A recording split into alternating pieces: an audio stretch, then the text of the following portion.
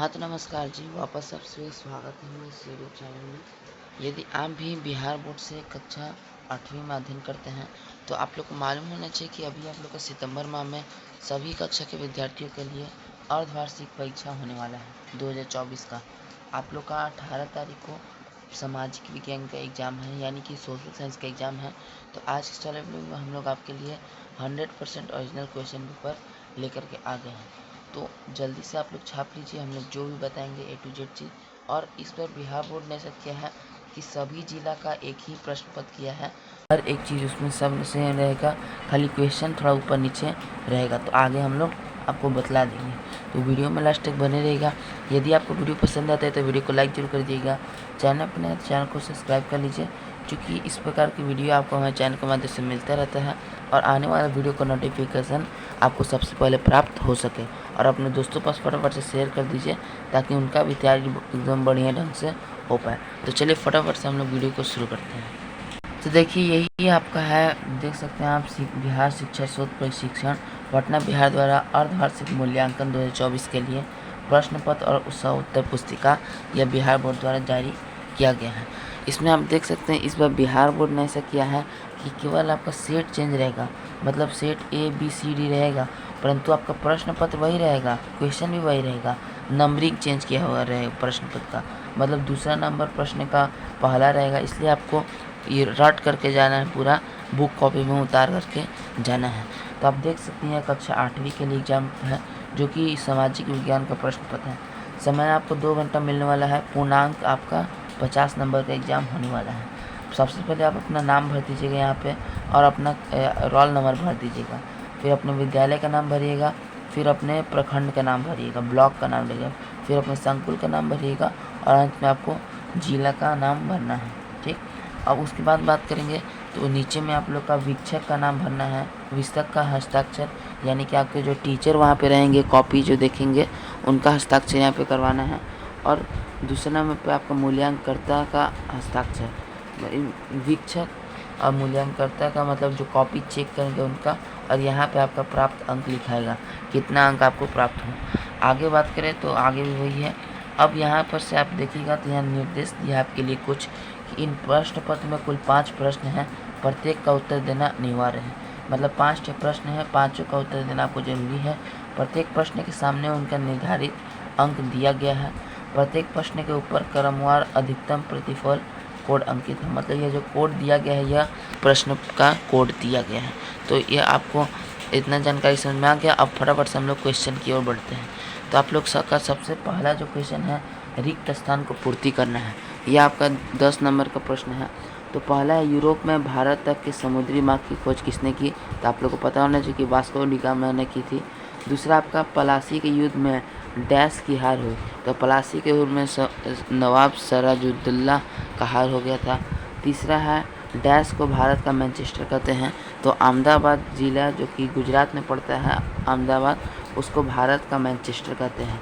Manchester एक ठे Britain में जगह का नाम है जो कि सूती वस्त्र के लिए बहुत ही फेमस है।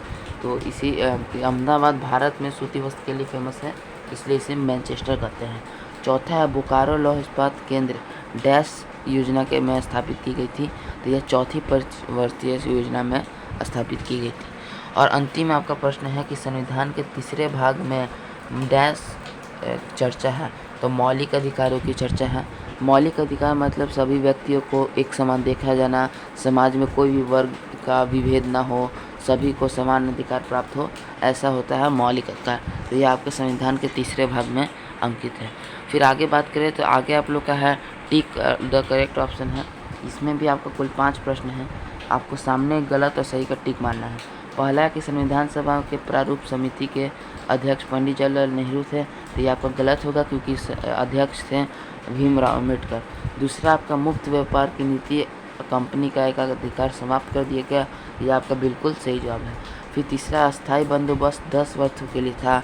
तो हाँ, स्थायी बंदोबस्त व्यवस्था 10 वर्षों के लिए थी। फिर आपका है, ग्रेफाइट का उपयोग पेंसिल बनाने में किया जाता है? हाँ, ये बिल्कुल सही जवाब है, क्योंकि ग्रेफाइट ऐसा अधातु है जो कि विद्युत का सुचालक होता है, इसलिए इसका उपयोग आपका पेंसिल बनाने में किया जाता है। अंतिम में आपका बेंगलुरु को सिलिकॉन सिटी भी कहा जाता है? ये बिल्कुल सही जवाब है, क्योंकि वहाँ सिलिकॉन का उत्पादन बहुत ज़्यादा होता है। आगे आप लोग का बात करें हम लोग, तो तीसरा नंबर प्रश्न है कि सही सही मिलान करें। तो इसमें आप लोग को सही जो भी पहला का जो भी होगा उसमें मिलान करना है। सबसे पहले आपको दिया है दुर्गापुर, तो दुर्गापुर चूँकि पश्चिम बंगाल में है तो डी आपको अंगा मारना है। दूसरा आपका विशाखापट्टनम, तो विशाखापट्टनम आपको पता होगा आंध्र प्रदेश राज्य में है, तो घ मार देना है। तीसरा आपका नील दर्पण, तो आपका नील दर्पण दनबंधु मिश्र पर मार देना है। फिर आपका जागोनांग नागालैंड के थे तो नागालैंड पे मारना है। और अंत में संपूर्ण क्रांति, तो संपूर्ण क्रांति का नारा जयप्रकाश नारायण ने दिया था, तो जयप्रकाश नारायण पर टिक मार देना है। उसके बाद बात करते हैं हम लोग आगे प्रश्न में आप लोग का कर रहा है चौथा में कि निम्नलिखित में से उत्तर 50 शब्दों में दिए। पहला आपका अयस्क एवं अयस्क किसे कहते हैं और अथवा में जल प्रतिष्ठान क्या क्या है। तो इन दोनों में से किसी एक का लिखना है आप लोग को। आप प्रत्येक के लिए 10 नंबर निर्धारित है। तो यहाँ पे पहला प्रश्न का उत्तर दिया गया है।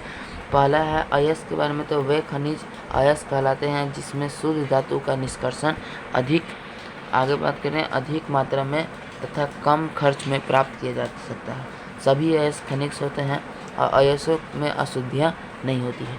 तो अयस्क के बारे में आप इतना लिख दीजिएगा। अब आगे प्रश्न और अंतिम प्रश्न आप लोग का है कि दिए गए प्रश्नों का लगभग 100 शब्दों में उत्तर देना है। बिहार में कृषि की मुख्य विशेषता क्या है, अथवा अंग्रेजी शासन के खिलाफ आदिवासियों के विद्रोह की चर्चा करें। इन दोनों में से किसी एक पे उत्तर आपको लिखना है। तो पहला उत्तर पे यहाँ दिया गया है कि बिहार में कृषि की विशेषता, तो आप लिख दीजिएगा बिहार की कृषि समृद्ध और विविध है।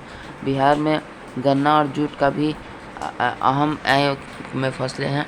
उसके बाद है आप लोग का बिहार में मुख्य फसलें मुख्य रूप से मक्का, गेहूं और चावल खेती होती है। और बिहार की कृषि में जलवायु और मिट्टी की स्थिति अनुकूल है। उसके बाद बात करते हैं हम लोग आगे बिहार की कृषि में जलवायु और मिट्टी की स्थिति अनुकूल है और बिहार में कृषि के लिए उर्वरा भूमि और नदियाँ की पानी की प्रचुरता है। तो इस प्रकार से हमने आपको पूरा का पूरा क्वेश्चन पेपर आप लोग को दिखा दिया, इसका आंसर भी बतला दिया। अब इसको आपको कैसे डाउनलोड करना है, यदि आपको डाउनलोड करना होगा तो ठीक है, वरना वीडियो पॉज करके भी लिख सकते हैं। वरना डाउनलोड करना है तो आपको डिस्क्रिप्शन में हमारे इंस्टाग्राम आईडी का लिंक मिलेगा, वहाँ पे हमें फॉलो करके आप हमें मैसेज करिएगा तो आपको सारा का सारा आपको PDF के रूप में आंसर क्वेश्चन सभी चीज़ मिल जाएगा। तो चैनल अपने है तो चैनल को सब्सक्राइब कर लीजिए ताकि इसी प्रकार से हम लोग अभी और आपका सब्जेक्ट का लाए क्वेश्चन पेपर तो आपको सबसे पहले नोटिफिकेशन प्राप्त हो सके।